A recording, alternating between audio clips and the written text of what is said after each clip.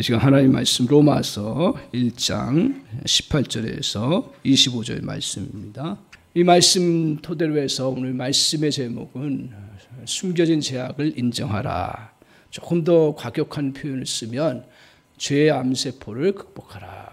이제 두 가지 제목을 우리가 생각하면서 같이 말씀을 보면 좋겠습니다. 그래서 더 기억하시기 좋은 것은 뭐냐면 죄의 암세포를 극복하라, 이겨내라 하는 그런 말씀의 제목입니다. 우리가 평상시에 살면서 전혀 인식하지 못하고 살아가는 사실이 하나가 있습니다. 그게 뭐냐면 우리 누구나 우리 몸속에 암세포가 있다는 거예요. 저도 이것을 잘 몰랐었어요. 암세포 있는 것은 암에 혹시 걸리신 분이나 있는 거 아닌가, 암의 징조가 있는 분들이나 그런 거 아닌가 생각했는데, 이 암세포는 건강한 사람도 있고요. 물론 또 병에 약하신 분들은 또 암세포에 또 그런 부분들이 또 많이 또 이렇게 있고, 그런데 건강한 사람들도 암세포가 많다라는 거예요. 그런데 이게 왜 안 나타나느냐? 건강한 세포가 암세포를 이렇게 막아나가고 또 그 암세포가 덩어리지지 못하도록 이렇게 조절해 나갈 수 있는 능력이 있기 때문에 암세포가 우리를 웬만하면 건드리지 못하는 거죠. 그래서 암세포와 잘 사는 길은 그걸 다 없애고 깨끗하게 사는 거, 그러면 제일 좋지만 어쩔 수 없이 우리는 암세포와 더불어서 살아갈 수밖에 없는 그러한 존재라는 거죠. 마찬가지로 오늘 우리의 몸을 엑스레이로 구석구석을 살펴보면 오늘 우리 인생을 드러낼 수 있잖아요. 우리 인생도 마찬가지로 엑스레이처럼 다 살펴보면 그건 누구나 암세포처럼 우리 안에 죄를 곳곳에 갖고 있다라는 거죠. 그래서 이 죄를 그대로 놔두면 어떻게 되냐?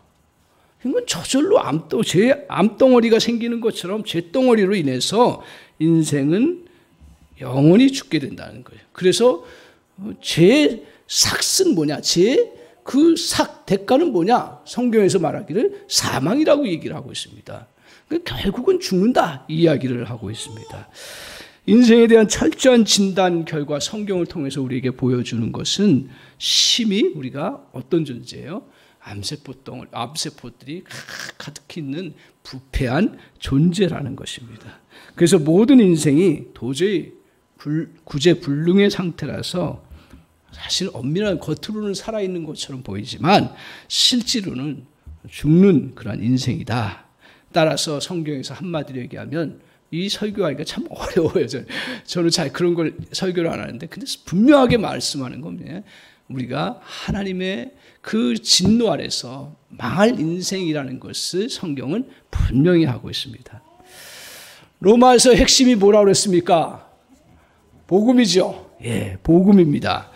인생을 향해서 우리에게 가장 기쁜 소식을 줬기 때문에 유앙겔리온, 복음이라고 이렇게 말씀하고 있습니다. 너무 기쁜 소식이에요. 복된 소식이에요. 근데 복된 소식을 누리려면 어떻게 해야 돼요? 물론 사실 자체도 복된 소식이 돼야 되고 큰 사건이 되고 나에게 절대절명의 그러한 좋은 소식이어야 복된 소식이죠. 근데 또 하나 문제가 있어요. 어떤 문제가 있냐면, 저도 빠져봐서 알지만 내가 무의식 속에 누가 건져줬는지, 내가 이렇게 어떻게 건져받았는지 잘 모르면 그 사람에 대해서 고마움과 그것들을 느끼지 못하더라고요. 부모가, 오늘 어버이주일인데 부모가 아무리 자식에게 좋은 걸 해줘도 그 자녀가 그걸 못 느끼면 그건 부모의 사랑을 알 수도 없고요. 그리고 그것을 자기에게 좋은 걸 해줬다고 얘기도 하지 않아요. 참 인생이 어려운 거예요. 그래서 제가 제일 부러워하는 분 중에 하나가 뭐냐면 부모 자녀들에게 다 아마 그러세요. 효도받는 그런 부모세요. 그거는 부모님이 잘하기도 했지만 솔직히 어떤 의미에서 보면 자녀들이 그것을 알아준다라는 거예요. 알아주는 거예요. 마찬가지로 우리가 복음을 정말 감격하고, 오늘 이 로마서는 누구에게 써졌다 했어요? 안 믿는 초신자에게 쓰여진 게 아니라는 거예요. 안 믿는 사람에게 쓰여진 게 아니라는 거예요. 믿는 로마 교인들, 또 우리들을 향해서 쓰여진 건데, 오늘 이게 진짜 복음의 소식으로 우리가 다시 이게 들려줘야 되는 건데요. 이게 참 걱정이 되는 거예요. 설교는 참 매번 하고 하는데 위험성이 뭔지 아세요? 듣고 지나가면 이제 이게 어떤 것도요, 어떤 세상의 어떤 것도 나에게 흥미를 끌지 못합니다. 그래서 별 수단해 가지고 다 하는데 그렇다고 되는 게 아니고 정말 그것들을 깊이 느끼면 되는 거고요. 그리고 그것을 마음에 간직하면 알아갈 수 있는 은혜예요.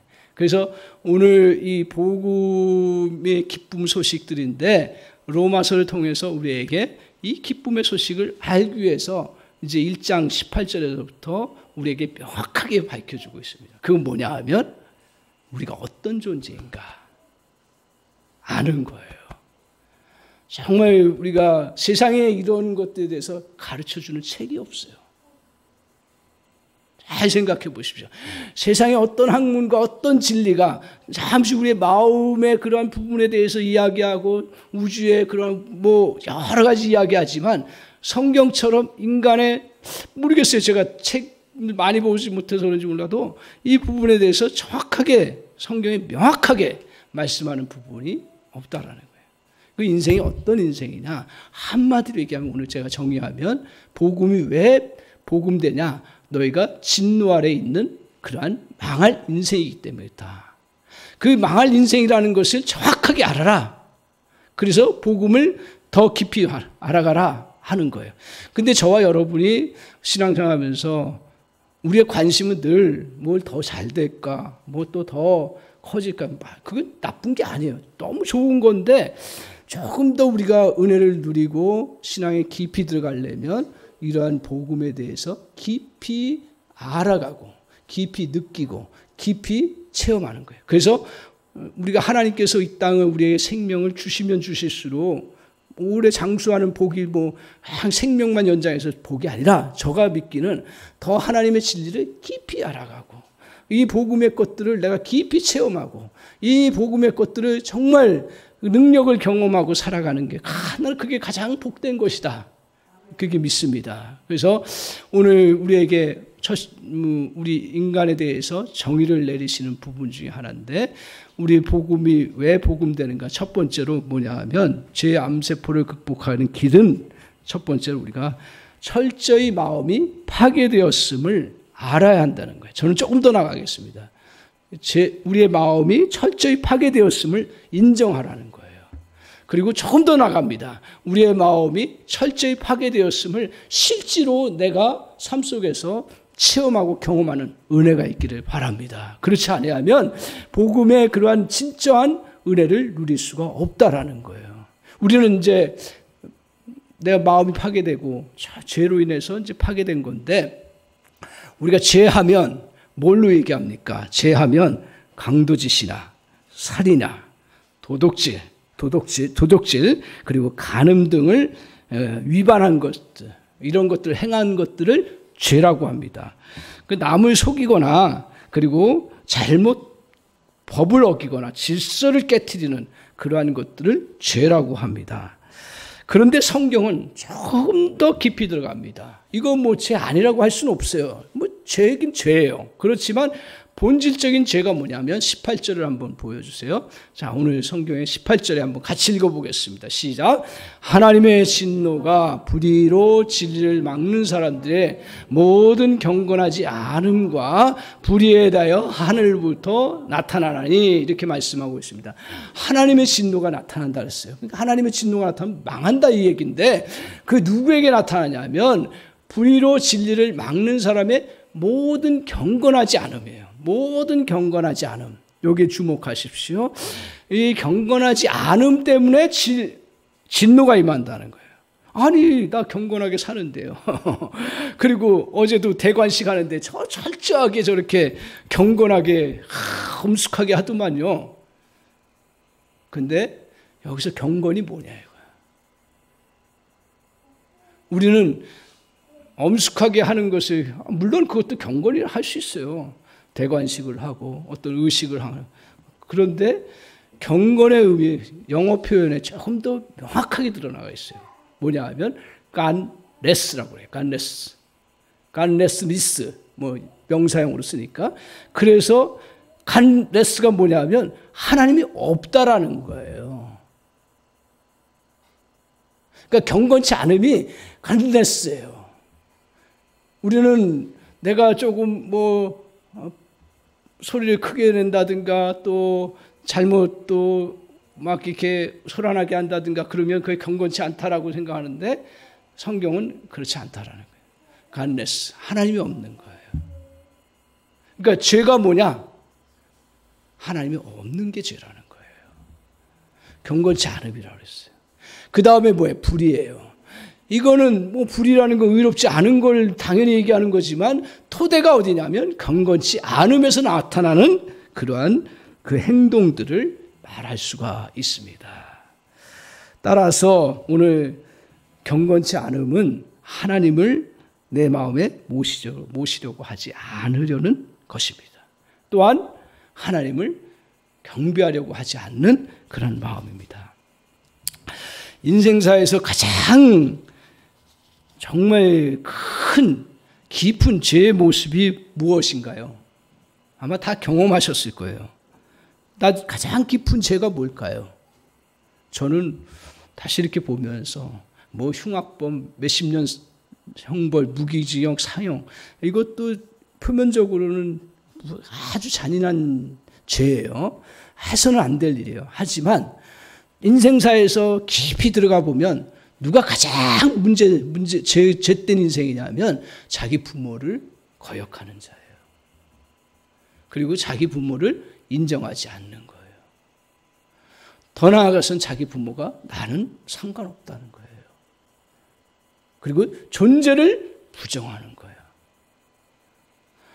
제일 속상할 때가 어째? 부모를 존재를 부정하는 거예요. 그거 느껴보셨어요? 그러니까 그걸 느껴봐야 또 복음을 더 깊이 느낄 수 있는 거죠.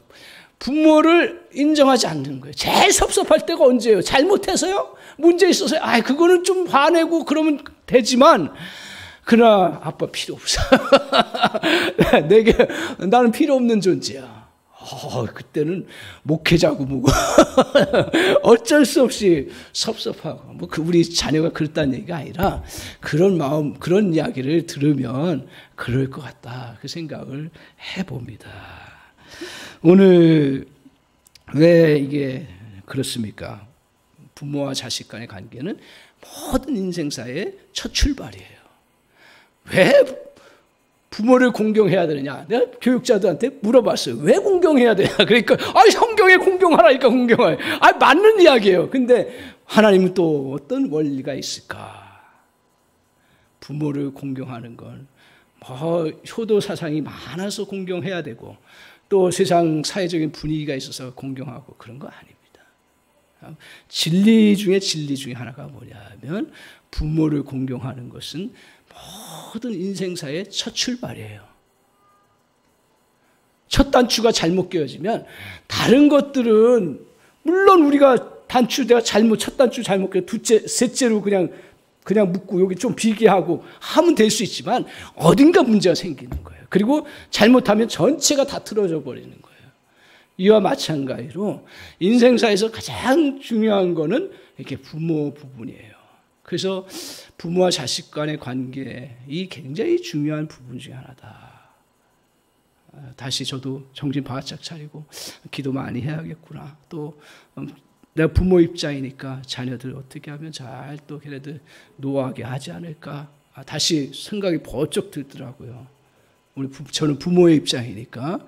그래서 그런 부분인데 오늘 우리가 주님 안에서 정말 인륜사를 통해서 하나님이 우리를 알려주시는 거예요. 하나님도 마찬가지예요. 오늘 조금 깊게 보십시오. 오늘 세상을 창조하시고 생명을 본질적으로 주신 하나님을 부정하는 거 가장 큰 죄라는 거예요. 사람들이 이거 무인정 안 하죠.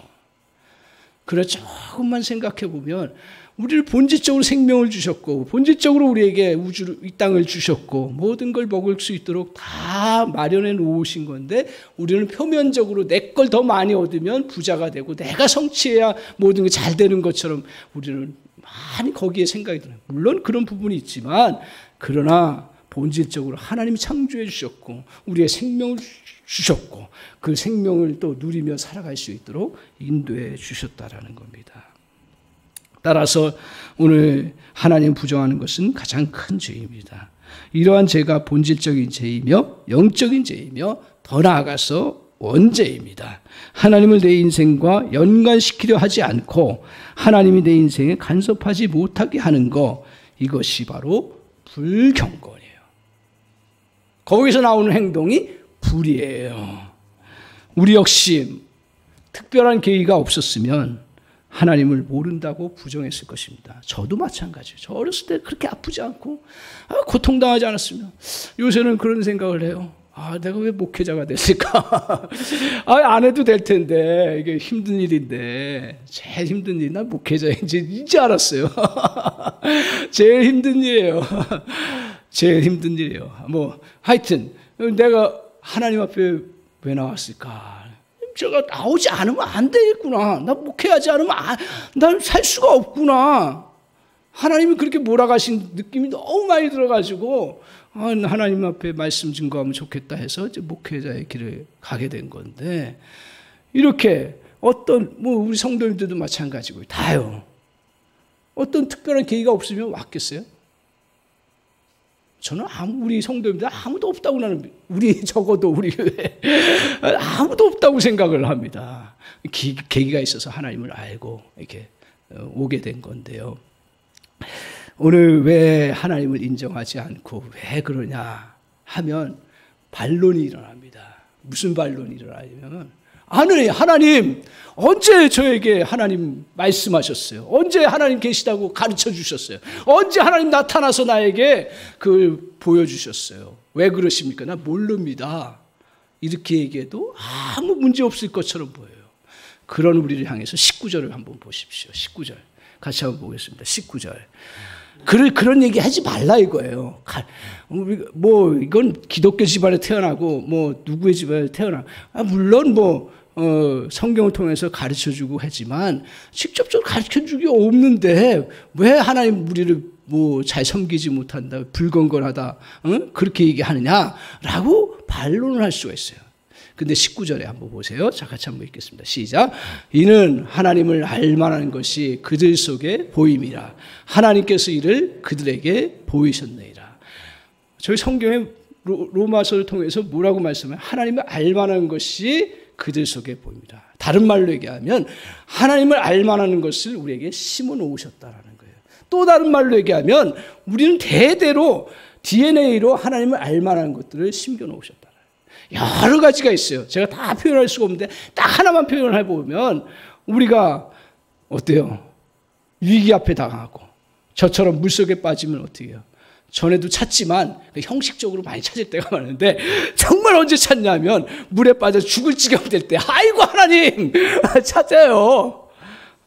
사람이 고고한 척하지만 정말 내가 힘들고 아무것도 이룰 수 없을 때 하나님 내 부모님 살려주시면, 부모님을 가장 소중하게 여긴 사람 중에 한 사람이라면 내 부모님이 어려움 당하면 살려주시면 내가 주님 믿겠습니다. 어떻게 하든지 하게 해주십시오. 하나님 내 건강 회복시켜 주시면 내가 주님 쫓아가겠습니다 하면서 누구나 다 늦게나 다 그게 있어요. 그게 늦을 뿐이지, 저는 그렇게 생각해요. 늦을 뿐이지 그 속에 하나님을 찾고자 하는 게 있어요. 누가 하나님 가르쳐 줬어요? 이게 우리가 기독교 국가이기 때문에 하나님에 대해서 막 얘기하기 때문에 사람들이 어려울 때 아이고 하나님 이게 나오는 줄 아세요? 저는 본질적으로 이게 다 심겨졌다 이렇게 생각을 합니다. 그러니까 잔말하지 말고 하나님 다 심고 너 알고 너 느낄 수 있도록 해줬는데 뭘 하나님 가르쳐주지 않았냐, 그런 반론하지 말라 이거예요. 또 하나 20절을 한번 보세요. 하나님께서 우리에게 가르쳐, 성경을 통해서만 가르쳐 주신 것이 아니라 우리에게 또 알 수 있는, 모든 사람이 알 수 있도록 20절 같이 한번 읽겠습니다. 시작. 창세로부터 그의 보이지 아니하는 것들 곧 그의 영원하신 능력과 신성이 그가 만드신 만물에 분명히 보여 알려졌나니 그러므로 그들이 핑계하지 못할지니라. 분명히 말씀합니다. 너희들이 핑계하지 못한다. 이렇게 얘기해요. 핑계하지 못한다. 분명히 너에게 증거로 나타났다. 그걸 뭘로 얘기해요? 창세로부터 그의 보이지 아니하는 것들, 그의 영원하신 능력과 신성이 어디 안에 드러났다고요? 만물 안에 들어갔다고요. 만물 안에. 뭐 우리가 요새는 하도 잘 돼 있어가지고 자연박물 같은 데 가면 온갖 나무들 보면 제가 제주도 가가지고 깜짝 놀란 게 뭐냐면 선인장이 나는 몇천 종이 있는지는 처음 알았어요. 선인장이 색깔도 노란 것도 있고 빨간 것도 있고, 나는 선인장이 그냥 초록색으로 가시만 있는 줄 알았는데 열매도 있고 꽃도 피더만요. 그 자연을 우리가 산을 가보면 그 여지없이 아무리 추운 겨울이어도 봄이 되면 싹이 탁 나고 그 생명력이 나타나고, 그 또 여지없이 그 얼었던 그 물들이 다시 탁 녹아서 탁 흐르고 그 소리가 얼마나 좋은지요. 그리고 온갖 초록색으로 다 덮여 있고 다 죽었던 것 같은데 다시 살아나는 그런 모습들. 야, 저거 구름은 또 얼마나 멋있어요. 어떤 때는 뭐 우리에게 피해를 끼치는 것처럼 보일 때도 있지만 구름도 멋있고 태양은 여전히 떠오르고, 이런 모든 자연의 것들 조금만 생각해 보면요, 저도 깊게 생각하는 사람이 아니고 정서가 그렇게 뛰어난 사람도 아닌데 조금만 산에 가서 살펴보면, 야, 이거 어떻게 다 이게 만들어졌지?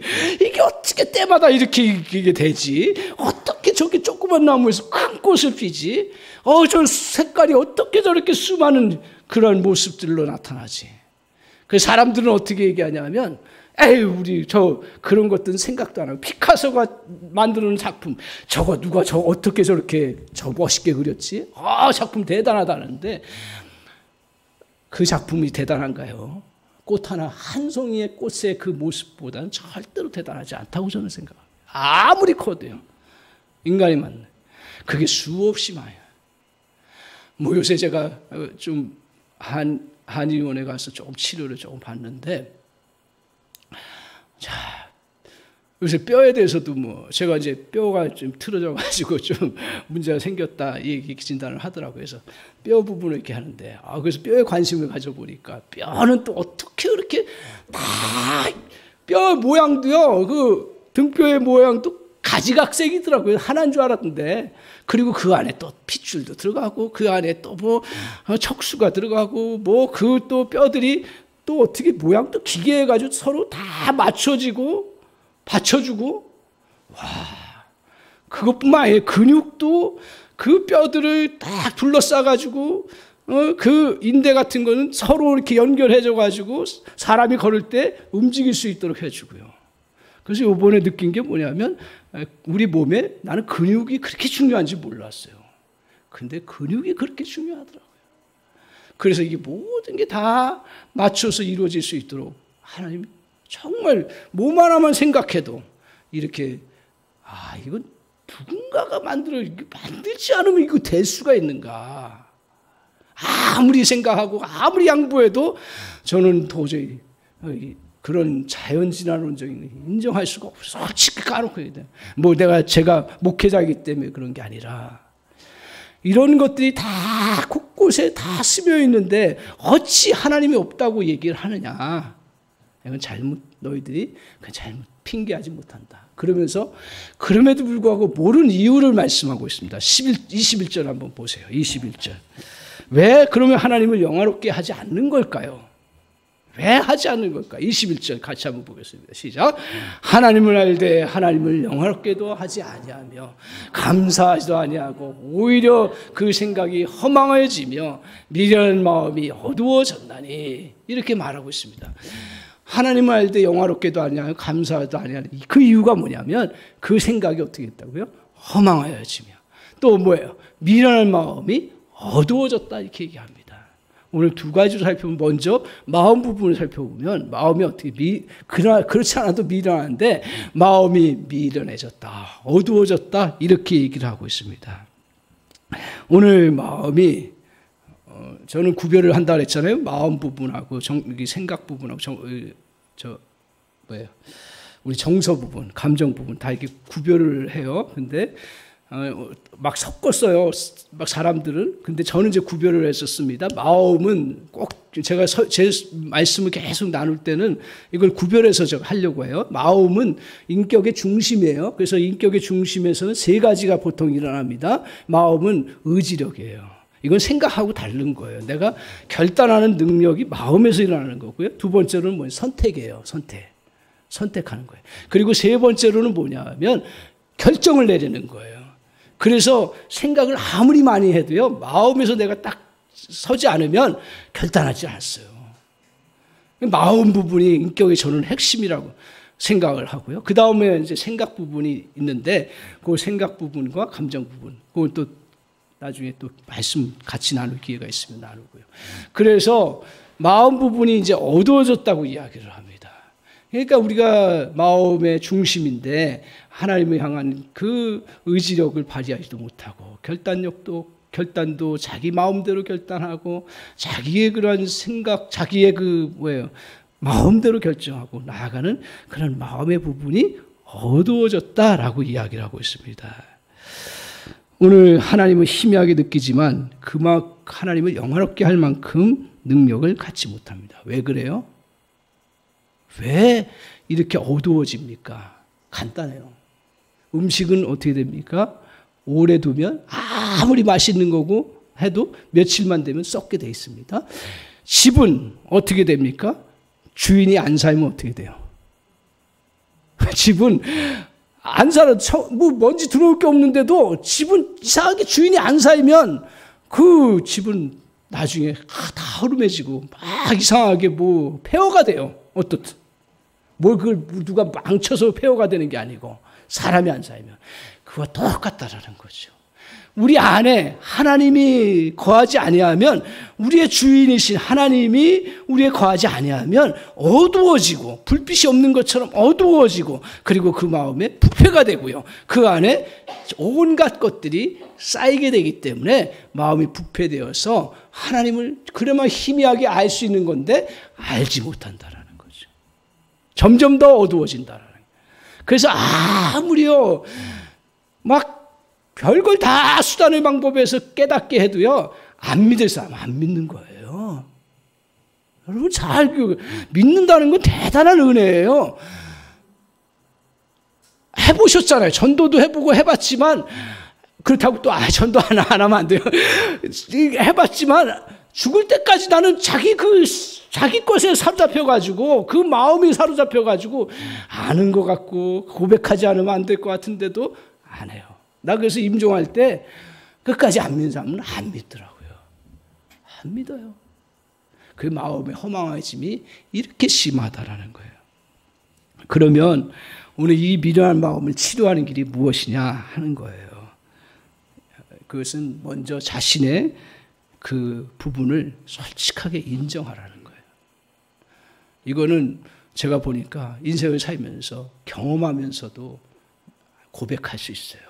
솔직하게 자기가 살아가면서 내가 이렇게 죄된 인생이구나, 이걸 잘 몰라도요, 솔직하면 자기가 양심이 살아있으면 내가 양심적으로 산다고 하면서도 죄된 인생이라고 하는 것들을 솔직히 고백할 수 있어요. 근데 너무 마음이 어두워지니까 고백을 못하는 거예요. 그럼에도 불구하고 우리도 희미하지만 고백하면서 시작하면 그때부터 역사가 나타나는 거죠. 그래서 예레미야 17장 9절에 이렇게 말하고 있습니다. 만물보다 거짓되고 심히 부패한 것은 마음이라. 누가 능히 알리오라고. 이 말씀은 뭐냐면 너희가 그런 존재니까 인정을 일단 하고 들어가라 이거예요. 제가 이 말씀. 인정을 하라 이거예요. 아, 그렇구나. 내가 어떤 일을 겪었든 그 겪음 속에서 여러분의 진짜 은혜가 뭔지 아냐면 내가 상처받았기 때문에 힘들다고 얘기하는 거, 그건 조금 우리가 그냥 인간관계 속에서 볼 수 있는 거고요. 상처받은 그러면 그 영혼의 연약함과 죄성의 부분을 볼 줄 알아야 되는 거. 그리고 그것을 위해서 나 자신을 나의 죄성과 연약함도 볼 줄 아는 거. 항상 그렇게 생각해요. 그러면 오늘 복음은요, 그냥 한 번 듣고 끝나는 게 아니고요. 그 복음이 저와 여러분 속에서 살아서 움직이는 놀라운 역사가 이루어진다는 거예요. 왜 현대, 저를 비롯해서 현대 신앙인들이 왜 복음에 감격하고 그 은혜의 역사가 잘 못 느껴지냐? 상대방의 죄성도 알지 못하고 나의 것도 모르면 그냥 마음을 열고 고백하라 이거예요. 거기서부터 복음이 느껴지고 체험되는 은혜가 있습니다. 오늘 복음을 아는 것은 설교 시간에 저와 여러분이 성령께서 깨닫게 하시는 은혜도 있지만 실제 생활 속에서 그런 일을 겪었을 때 이게 인생의 본질이구나 알고 그 다음에 주님 앞에 내어놓는 그러한 자신이 필요합니다. 그래서 자신의 죄의 모습을 솔직히 고백해야 합니다. 주님의 도움을 절실히 필요하는 것을 고백해야 됩니다. 주님은요, 우리가 부족하다고 하면, 잘못했다고 하면 그냥 받아주세요. 거기서부터 문제가 시작돼요. 사람 관계 속에서도 그래서 진심으로 내가 잘못했다고 인정하면 받아주는 거 똑같은 위치예요. 거기서부터 이제 더 깨달아지고 더 알아가고 더 풍성함의 역사가 이루어지는 거예요. 자존심 상할 필요 없습니다. 그것 때문에 우리의 마음을 너무 힘들어할 필요는 없습니다. 오늘 미련한 마음을 주님 앞에 고백하고 인정할 때 새로운 빛이 비추기 시작합니다. 오늘 저와 여러분 착각하지 마십시오. 우리는 복음을 알고 있고 나는 교회 수십 년 다녔기 때문에 나 주님 인정하기 때문에 이런 게 절실하지 않다라고 얘기하면 절대로 위험에 빠집니다. 오늘 그 일들을 안 겪으면 좋지만 오히려 우리 그리스도인들은 겪을 때 오히려 주님 앞에 고백하면서 주님, 우리의 연약함을 불쌍히 여겨달라. 최고의 기도가 뭔지 아세요? 저는 누가 유명한 분이 그 얘기했는데 기억이 안 나요. 우리를 불쌍히 여겨달라는 고백이에요. 다 주님 앞에 치료된 사람들이 누구예요? 다 불쌍히 여겨달라는, 주님 앞에 다 회복된 사람이 누구예요? 궁일이 여겨달라는 사람들이에요. 주여, 갈 곳이 없습니다. 주여, 은혜를 내려 주시옵소서. 불쌍히 여겨 주시옵소서. 그런 영혼을 향해서 주님이 우리에게 더 풍성함으로 다가오시는 은혜, 복음의 능력을 경험할 수 있는 은혜를 허락해 주시는 줄 믿습니다. 사랑하는 성도 여러분, 오늘 우리의 마음이 이거 억지로 하지 마세요. 그래, 내가 부패되었구나. 억지로 하지 마시고 정말 우리가 인생사를 겪어가면서 이게 부패된 인생이고 내 자신이 이렇게밖에 설 수가 없는 부패한 인생이구나. 오라 곤고한 인생이라. 누가 사망의 몸에서 건져내야. 그 고백을 주님 앞에 하라는 얘기예요. 거기서부터 출발하고 그렇게 출발하면서 주님 앞에 나아갈 때 우리는 복음이 진짜 들려지는 그런 은혜의 역사가 이루어질 줄 믿습니다. 두 번째로 오늘 우리가 죄의 암세포를 극복하는 길이 뭡니까? 생각이 파괴되었음을 고백하는 겁니다. 하나님이 없으면 생각도 마비됩니다. 22절을 한번 보십시오. 생각이 어떻게 되는지. 자, 오늘 모든 사람이 고백하는 얘기잖아요. 스스로 지혜 있다 예요. 그러나 어리석게 되었다라고 이야기하고 있습니다. 오늘 이렇게 어리석게 됐는데 이런 생각이 이제 가잖아요. 자아숭배로 일단 가고요. 또 하나 가는 그 패턴이 있습니다. 어디로 가냐면 이 생각이 아주 잘하는 것처럼 이제 해요. 세상에 똑똑한 사람도 많고 훌륭한 사람도 많더라고요, 진짜. 그 저도 도움을 받고 하지만 그건 세상적인 지식 부분이고요. 하나님 앞에서의 그런 부분은 이 생각이 어두워졌다고, 전적으로 파괴되었다라고 인정을 해야 되는데 이것이 어디로 가냐면 그 다음 23절로 가보십시오. 자, 보세요. 같이 한번 읽어보겠습니다. 시작. 썩어지지 아니하는 하나님의 영광을 썩어질 사람과 새와 짐승과 기어다니는 동물 모양의 우상으로 바꿨느니라. 저 한마디로 얘기하면 뭐예요? 우상 숭배로 갔다라는 거죠. 반드시 갑니다. 이것이 하나님 없는 인간의 본질입니다. 하나님에 대해서 잘 모를 뿐 아니라 자기식으로 이제 신을 만드는 것이 편리하기 때문에 우상을 만드는 것입니다. 왜 그런 줄 아세요? 사람은요, 에이 무슨 말해, 다 점잖고요, 다 뭐 지식이 많고 오늘날까지 다 오픈된 세상인데 다 들여다보는 세상이잖아요. 유튜브를 통해서 또 모든 것도 다. 그럼에도 불구하고 사람들 문제 부딪히면 어떻게 되는 줄 아세요? 그것을 풀어줄 수 있는 존재가 필요한 거예요. 우상이라는 것은 인격이 없습니다. 그렇기 때문에 좋은 거예요. 왜냐하면 단순히 소원을 들어주기 때문에. 우리 교회는 없을 거예요. 근데 다른 교회 권사님들 이렇게 보면 권사님조차도 당신 지금 계속 힘든데 한번 저 사주팔주 봐봐. 봐봐. 그러면 우리는 이제 교회 가면 안 된다 딱 생각이 돼가지고 하지만 속마음은 어떻게 한번 볼까? 그런 생각 안 들어요. 그런 생각 들고 누가 그거 맞췄다고 좋아하고 그래 신통하다. 어떻게 맞추지? 근데 문제 풀어줄 수 있을 것 같은데 하면서 가고 싶은 게 인간의 그런 부분이에요. 오늘 이게 우상에 똑같은 거예요. 다 이런 건 우상이에요. 하나님을 벗어난 건 다 우상이에요. 그래서 우리는 단순히 소원을 들어주면 되는 존재가 필요한 것입니다. 인격이 필요 없어요. 그래서 사람은요, 제가 보니까요, 저나 여러분이나 본질적으로 불편한 것을 싫어합니다. 자신에게 유익한 것을 얻기만 하면 되는 거예요, 사실은. 우리 인간의 본성이 그렇더라고요. 따라서 우상 숭배하는 인간은, 이 우상 숭배는 인간의 지혜에 딱 맞는 거예요. 너무 딱 맞아요, 인간의 지혜에. 그래서 옛날 이게 시대마다 조금씩 우상이 달라지지만 우리는 지금 바닷가에서 막 비는 사람 보고 되게 우상 숭배한다고 막 얘기해요. 막 손가락질해요.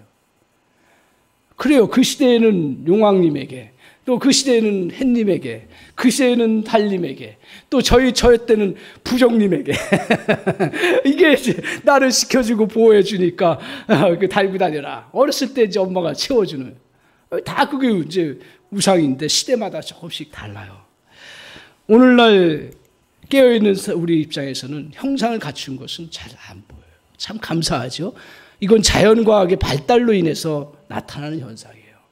자연과학적인 사실들이 이제 객관적으로 보기 때문에 그것들은 그냥 단순히 물질적인 거고 그냥 현상적인 거다. 그렇기 때문에 그걸 깨우쳐줬기 때문에 사람들이 그 배운 사람들이 이제 거기에 안 빠져. 근데 거기 안 빠지는 것 뿐이지 실제로는 또 다른 것에 빠진다는 거예요. 오늘 자기가 섬기에 편리한 것으로 신을 만들어가요. 오늘 우리에게. 그래서요, 이게 집단적으로 나타나는 것 중에 하나가 뭐냐 하면 그 히틀러, 나치 있잖아요. 나는 나치가 나쁜 사람인 줄 알았어요. 나쁜 사람이에요, 분명히. 근데 그 시대에 사람들은 우상을 원했던 거예요. 독일 사람들에게는. 그게 바탕이 돼가지고 나치가 거기 딱 맞아떨어진 거지. 그 자기들이 원하는 그런 권력과 그 사람들, 자기의 욕구를 충족시켜줄 수 있는 사람들을 세운다라는 거예요. 스탈린도 마찬가지고요. 오늘날은 또 이념으로 많이 드러나잖아요. 공산주의 이념. 뭐 이런 것들로 막 그래서 그게 하고요. 또 현대인들에게는 그런 게 다 없으면 뭐예요? 교묘하게 들어와 있죠. 우리에게 돈이라는 거. 나쁜 게 아니에요. 절대로 나쁜 건 아니에요. 근데 이제 그게 하나님보다 더 크게 차지하는 거죠. 돈이라는 거. 또 오늘날 더 들어간 건 뭔지 아세요? 제가 요새 사람들 자기 감정이에요. 내 기분이 나쁘면 다 나쁜 거야. 나에게 건드렸으면 다 그냥 문제야. 그래서 자기 숭배가 극도로 당해. 여러분 음식점에 가서 마음에 안 든다고 막 뭐라 하지 마세요. 나 그거 굉장히 주의해요. 기분 나쁜. 내가 내 돈 주고 내 거 사는데. 근데 그 속에 제 안에 뭐가 나오냐면, 너가 대단한 사람이고, 너가 그거 먹을 만한 자격이 되고, 자격이 되지만, 이 말로 표현할 수가 없네요. 그러다 보니까, 그렇게, 그걸 가지고, 나를 자꾸 나도 암시적으로 높여지려고 하는 거구나. 이게 지금 현대인의 가장 큰 우상 중에 하나예요. 돈도 우상이지만.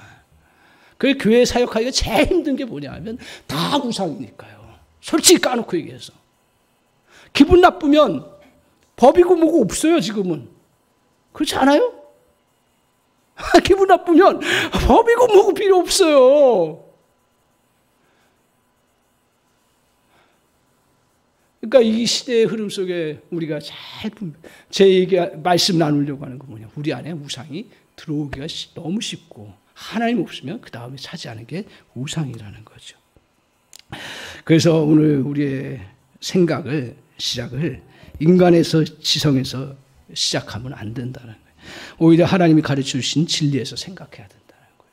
사람의 생각 속에 사람의 전제로한 속에서 당연히 그거는 맞습니다. 맞아요. 자기를 주장하고 내고 그거 요구하는 거 틀린 게 아니에요. 맞는 거예요. 그렇지만 너무 이건 사람의 그 영역 속에서만 시작됐다고 저는 그렇게 생각합니다. 오늘 하나님의 말씀에서 다시 시작해야 돼요. 오늘 하나님을 통해서 온전히 말씀을 통해서 하나님을 온전히 알 수 있다는 자세를 가져야 됩니다. 그래서 육신의 생각은 사망이라고 얘기하고 있습니다. 영의 생각은 생명과 평안이라고 해요. 성령께서 깨닫게 해주신 은혜 아래서 말씀으로 우리의 생각이 정립되어야 합니다. 하나님 없이 인간은 살 수가 없습니다. 하나님 없는 인간은 사람은 다 나중에 미쳐버립니다. 왜요? 다 멀쩡한데요? 그렇지 않습니다. 다 자기 것에 사로잡혀서 인생을 떠나는 모습을 봅니다. 이렇게 이제 마음이 부패되고 생각이 파괴되었어요. 그럼 이제 이걸 놔둬요. 우상을 놔둬요. 그러면 어떻게 되나요? 좋지요. 자기 소원 이루고 그리고 당장 해결되는 것. 근데 우상은 인격이 없어요. 가르쳐주질 않아요. 성장이 없어요. 그러니까 어떤 교회가 제일 나쁜 교회냐 하면 복 받는 교회, 무조건 잘 되는 교회가 제일 나쁜 교회예요. 나 보니까. 왜? 하나님은 성장을 통해서 더 복을 누리게 하시기 원하는 거예요. 같이 가르침을 받아야 되구나. 그래서 오늘 우리 우상은 마치 아편인 것 같아요. 아편 좋지요. 왜 나빠요? 기분 좋게 하는데. 기분 활력 주는데. 몸 통증 없애주는데. 근데 절제하잖아요. 치료하는데도 절제하잖아요. 마찬가지로 우상 정말 좋아요. 난 나쁘다고 얘기 안 해요. 인간의 그 모든 것에 맞춰준 존재예요. 그러나 거기에 따라가 보십시오. 한 번, 두 번 계속 거기에 의존해 보십시오. 아편처럼 그렇게 사람이 이상하게 되는 거예요. 그래서 제가 가지 말라는 얘기예요. 아예 싹부터 잘라요. 아편, 아예 조금 좋으니까 조금 먹으라고. 어느 나라에서는 뭐 조금 여기까지는 허용한다고 하는데 그게 잡힙니까? 아예 싹을 잘라야죠. 마찬가지로요. 저 여러분 속에 우상이 들어오는 건 싹을 잘라버려야 돼요. 잘라버려야 돼요. 그래야 사는 역사가 있는 줄 압니다. 그런데 이렇게 놔두면 어떤 결과가 나오는지 보세요. 한번 23절 보세요. 같이 한번 읽겠습니다. 시작. 24절 같이 한번 보겠습니다. 시작. 그러므로 하나님께서 그들을 마음의 정욕대로 더러움에 내버려 두사 그들의 몸을 서로 욕되게 하셨으니 어떻게 됐다고요? 정욕대로 내라. 이 말은 뭐예요? 우리 육체에 원하는 것들을 무한궤도의 삶으로 열어놓은, 내가 육체 원하는 대로 다 하는 거예요. 다 열어놓으죠. 근데 하나님이 더러움에 내버려 뒀다는 거 하나님 방관하신 거 아닙니까? 라고 하는데 하나님 모시지 않고 그렇게 가는 인생이 하나님도 통제가 안 되는데 하나님 들어가서 역사를 하셔야 되는데 그걸 그대로 간다는 말이에요. 물론 어떨 때는 진노를 하셔서 돌아오게 깨닫게 하시지만 본질적으로 자기가 가고 싶은 대로 가게 돼 있는 게 인생이에요. 그 모습을 이야기하고. 그래서 결국은 그 결과로 인류가 어떻게 가냐 하면 저는 그 다음 말씀이 굉장히 이렇게 뭐랄까 너무 지나친 얘기 아닌가 하는데 살면 살수록 똑같다는 생각을 들어요. 자, 29절에서 32절 한번 보여주세요. 조금 긴데 한 구절만 봐도 29절 한번 보여주세요. 예. 자, 보세요. 한번 29절 같이 한번 읽겠습니다. 시작.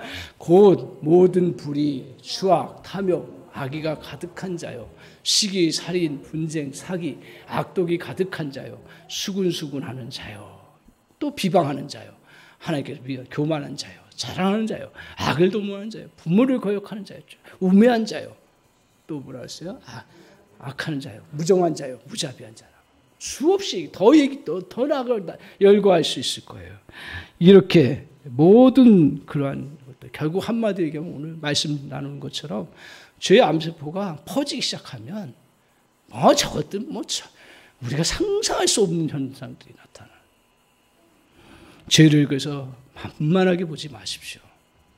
여러분, 육체의 암세포도 우리 만만하지 않게 제일 조심하잖아요. 뭐 조심한다고 되는 거 아니지만 근본적인 그걸 회복할 수 있는 건강한 세포들이 세워져야 되는데 그걸 세워질 수 있는 길은 뭐예요? 복음밖에 없습니다. 그 복음이 들어가서 역사하려면 어떻게 한다고요? 인정하라 이거예요. 고백하라. 뭘 고백하라고요? 두 가지로 말씀 나눴습니다. 뭘 고백하라고요? 마음이 부패되었음을 고백하라고요. 고백하십시오. 아멘이십니까? 아멘. 또 생각이 우리 안에, 여러분 우리 성도님들 생각이 얼마나 좋은지 몰라요. 그리고 반듯해요. 근데 이건 세상 안에서의 그런 우리의 건강한 모습이고요. 하나님이 보실 때 우리의 생각은 철저하게 파괴되었다라는 걸 인정을 하셔야 됩니다. 인정하실 수 있습니까? 아멘. 그걸 인정하셔야 돼요. 그리고 그것들이 나에게 나타날 때마다 주님 앞에 나아가고 안 나타나도 주님 앞에 나아가서 이러한 곤고한 인생 하나님 복음으로 내가 회복되고 치유될 수가 있습니다. 오늘 우리 인생이 하나님이 예비하신 거 뭐예요? 나를 육신적으로 지배하려고 하는 제 세력들을 물리칠 수 있도록 우리 주님이 십자가를 마련해 놓으셨어요. 우리의 그 죄에서 벗어날 수 있는 능력을 갖도록 하기 위해서 부활의 은혜를 우리에게 펼쳐 놓으셨어요. 그걸 저와 여러분이 붙잡으십시오. 믿음으로 붙잡으십시오. 그러면 분명히 저의 꿈은 우리 성도들과 저가 복음의 능력이 이겁니다. 은혜가 이겁니다. 저도 잘 표현을 못해요. 자꾸 그렇게 살려고 하지만. 그래서 그런 은혜를 정말 나누는 공동체가 되기를 주님의 이름으로 간절히 축원합니다. 아멘.